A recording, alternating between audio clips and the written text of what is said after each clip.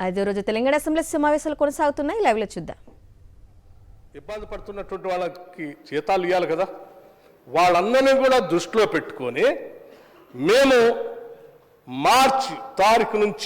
మార్చి నెల నుంచి 1వ తారీఖు నుంచి ఈ రాష్ట్రంలో ఉన్నటువంటి ఉద్యోగస్తులందరికీ అధ్యక్ష 3,69,200 రెగ్యులర్ ఎంప్లాయీస్కి, 2,88,000 పెన్షనర్స్కి మన ప్రభుత్వం ప్రజాప్రభుత్వం వచ్చిన తర్వాత మార్చి 1వ తారీఖు మార్చి నెల 1 నుంచి ఈనాటి వరకు 1వ తారీఖు నాడే జీతాలు వచ్చేటట్టుగా ఈ ఆర్థిక వ్యవస్థని గాడిలో పెట్టి జీతాలు ఇస్తా ఉన్నారు. వాటితో పాటు రైతు భరోసాకి 7,625 కోట్లు కట్టాము అధ్యక్ష. రైతు రుణమాఫీకి అధ్యక్ష వీళ్ళు చేసినటువంటి అప్పులకు సంబంధించిన ఆ అప్పులు కాకుండా రైతు రుణమాఫీకి సంబంధించి 20,617 కోట్ల రూపాయలు హార్డ్ క్యాష్ని మా ప్రభుత్వం రైతుల అకౌంట్లోకి ట్రాన్స్ఫర్ చేశాము అధ్యక్ష. రైతుల్ని వ్యవసాయ పరంగా ఆర్థికంగా నిలదొక్కుని వాళ్ళ పరిస్థితిని నిలబెట్టడం కోసమే ఇచ్చినటువంటి మాట ప్రకారం అధ్యక్ష వాళ్ళు ₹1,00,000 రుణమాఫీ చేస్తా అని చెప్పి 2014 నుంచి 18 వరకు 4 దఫాలుగా ఇన్స్టాల్మెంట్స్ ఇస్తే ఆ ఇన్స్టాల్మెంట్స్ ద్వారా పెరిగినటువంటి వడ్డీ చూస్తే చివరికి ఆ వడ్డీకే వాళ్ళు ఇచ్చిన డబ్బులు సరిపోయినాయి తప్ప అసలు అట్లాగే ఉండిపోయింది అధ్యక్ష. 2018 నుంచి 23 వరకు కూడా మళ్ళీ ₹1,00,000 రుణమాఫీ చేస్తామని చెప్పి 4 సంవత్సరాలు చేయకుండా చివరి సంవత్సరంలో అరకొరకు కొద్ది చేసి దానికి వదిలేశారు. ₹1,00,000 రుణమాఫీ చేస్తామని చెప్పి అధిక బడ్జెట్తో ఈ రాష్ట్రాలు మీకు అప్పచెప్తే 4 కాదు 10 సంవత్సరాల్లో కూడా ₹1,00,000 రుణమాఫీ చేయలేనటువంటి వీళ్ళు మేము 2 లక్షల వరకు ఉన్నటువంటి వాళ్ళందరికీ రుణమాఫీ చేస్తామని చెప్పి మొదటి సంవత్సరంలోనే 20,000 కోట్ల రూపాయలని 2 లక్షల వరకు రుణమాఫీ చేసి ప్రజల కోసం నిలబడ్డాం అధ్యక్ష, రైతుల కోసం నిలబడ్డాం. అట్లాగే అధ్యక్ష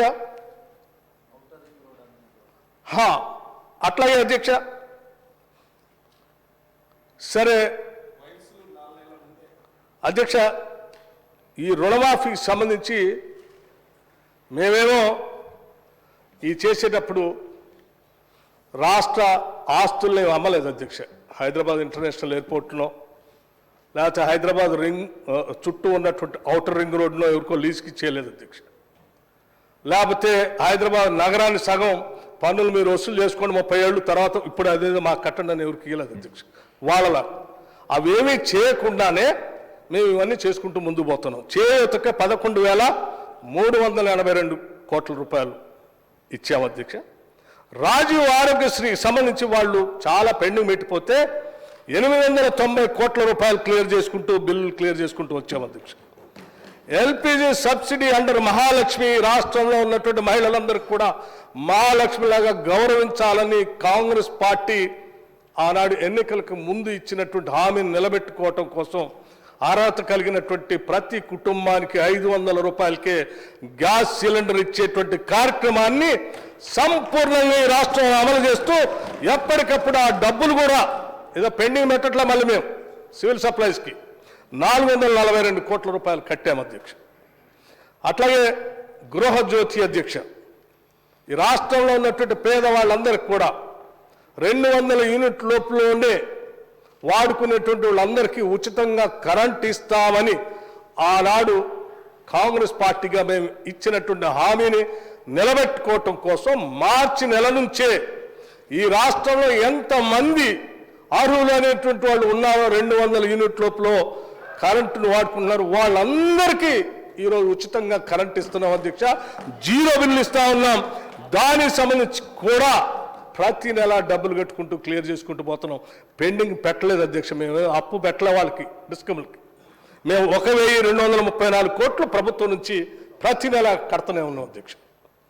అట్లాగే పవర్ సబ్సిడీ అధ్యక్ష వ్యవసాయానికి సంబంధించి రైతులకు క్వాలిటీ పవర్ ఇవ్వాలనే మా పేటెంట్ ఏదైతే ఉందో ఉచితంగా రైతులకి కరెంట్ ఇచ్చేటువంటి వ్యవసాయానికి సంబంధించిన కరెంటుని క్వాలిటీ పవర్ ఇస్తూ వాళ్ళకి ఇబ్బంది లేకుండా చేయటం కోసం 11,141 కోట్ల రూపాయలు వాళ్ళకి సబ్సిడీ పేరు మీద కట్టాము అధ్యక్ష.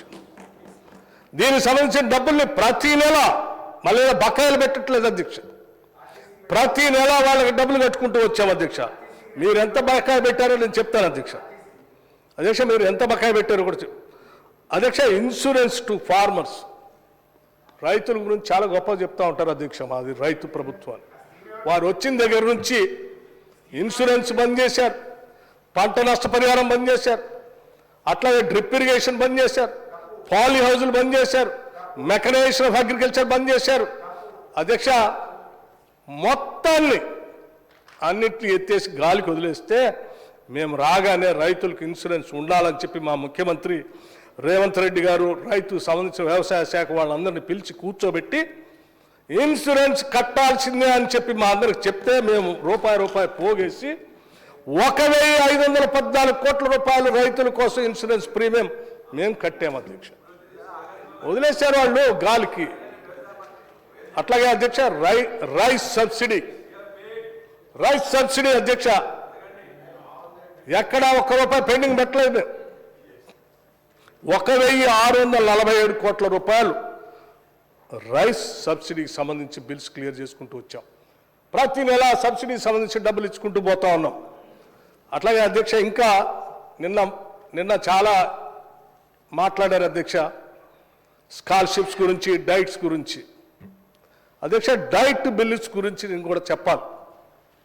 10 ఏళ్ళు అధ్యక్ష ఈ రాష్ట్రంలో ఏ పని చేసినా పెరిగిన ధరలకు అనుగుణంగా ధరలు పెంచుకుంటూ వాళ్ళకి బిల్లులు ఇచ్చేటువంటి సాంప్రదాయం ఉన్నటువంటి ప్రభుత్వంలో మరి 10 ఏళ్ళు హాస్టల్స్, రెసిడెన్షియల్ స్కూల్స్లో, లేకపోతే హాస్టల్స్లో, లేకపోతే హాస్పిటల్స్లో, లేకపోతే జైల్లో ఉన్నటువంటి వాళ్ళకు కూడా పెట్టేటువంటి భోజనానికి సంబంధించి 10 ఏళ్ళు వీళ్ళు పెరిగిన ధరలకు అనుగుణంగా రూపాయి కూడా పెంచలేదు అధ్యక్ష.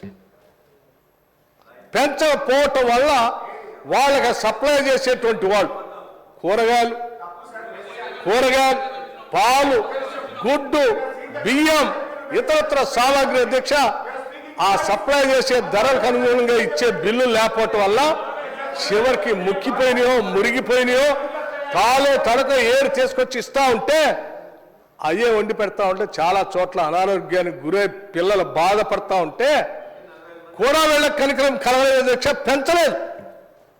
మేము వచ్చిన తర్వాత ముఖ్యమంత్రి గారు యావత్ మంత్రి మండలి అంతా కలిసి కూర్చొని ఆలోచన చేశారు. ఈ బిడ్డల భవిష్యత్తే ఈ రాష్ట్ర భవిష్యత్తు.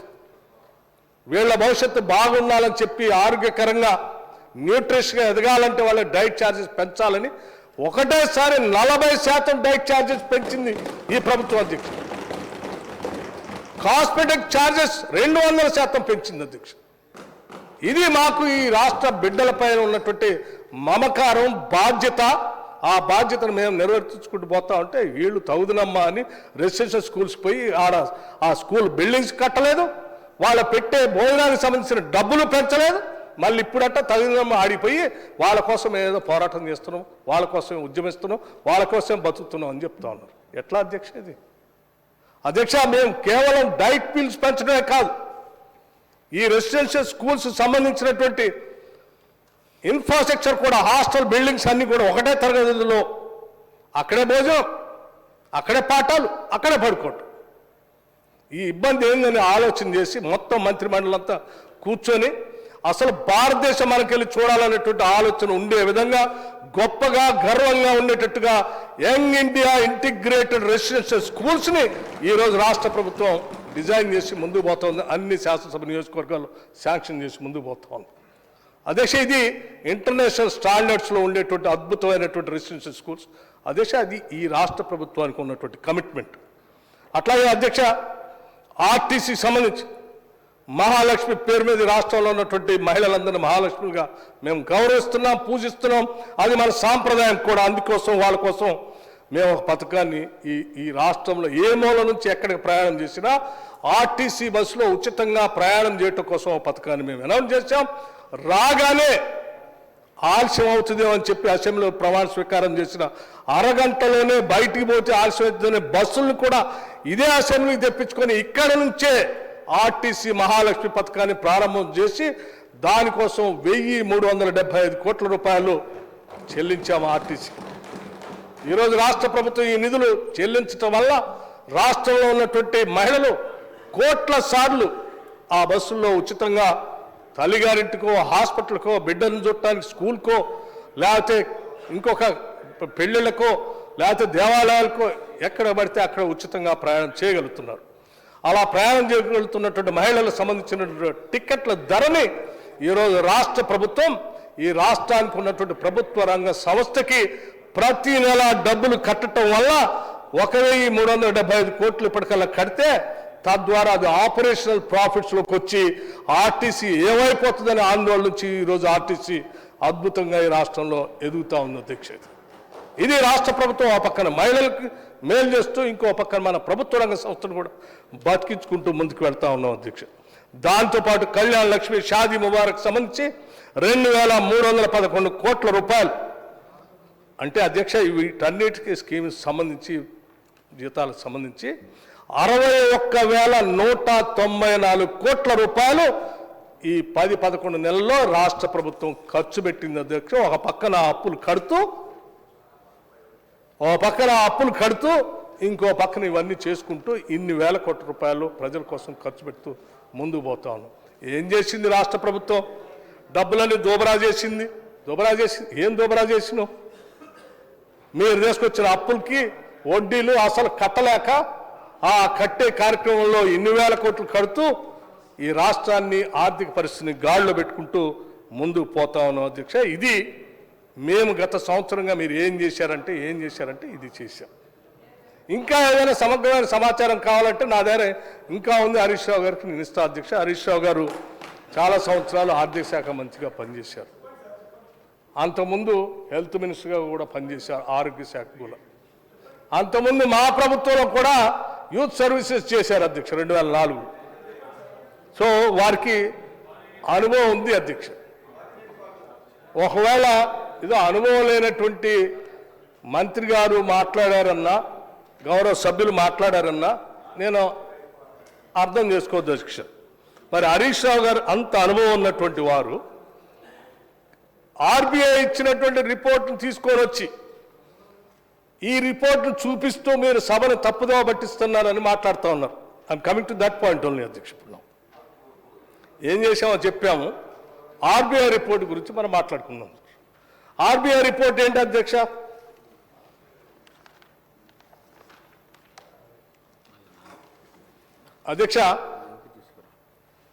ఆర్బీఐ రిపోర్ట్ ఈ పుస్తకంలోదే ఒక కాగితం తీసుకొని వచ్చి వారు చూపిస్తూ ఉన్నారు అధ్యక్ష.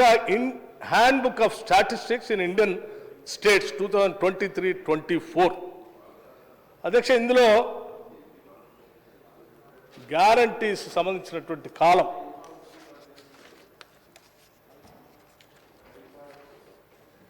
ఎఫ్ఆర్బిఎం లోన్స్ అండ్ గ్యారంటీస్ సంబంధించింది వారు ఉటంకిస్తూ ఒక కాగితాన్ని బయట ప్రెస్లో, మీడియాలో, అట్లాగే సభలో చూపిస్తూ అసలు శ్వేతపత్రం పేరు మీద అన్ని తప్పులు చూపించారు, వీళ్ళ మీద అసలు ప్రివిలేజ్ మోషన్ ఇవ్వాలని చెప్పేసి బయట లోపల మాట్లాడుతున్నారు అధ్యక్ష.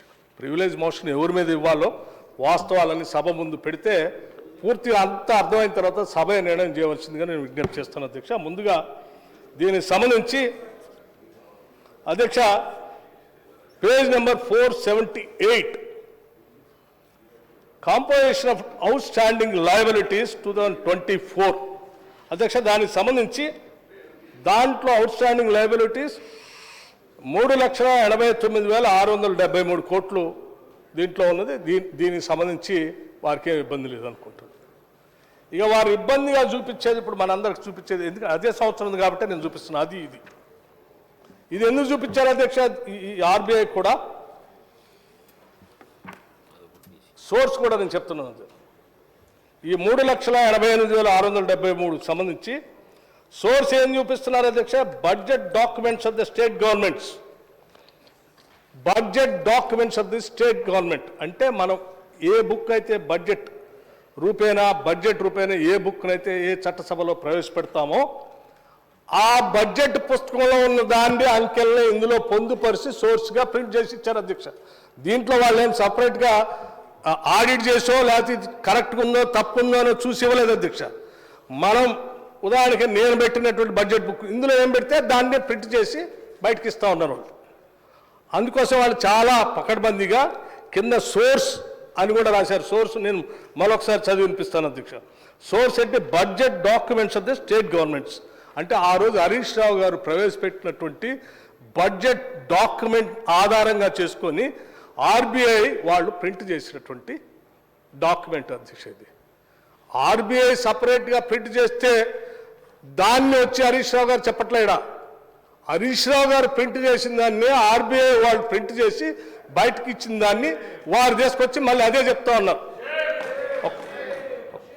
అధ్యక్ష. గ్యారంటీస్ సంబంధించి దీంట్లో ఇప్పుడు వారు మరీ ముఖ్యంగా చెప్పేది గ్యారంటీస్ గురించే అధ్యక్ష.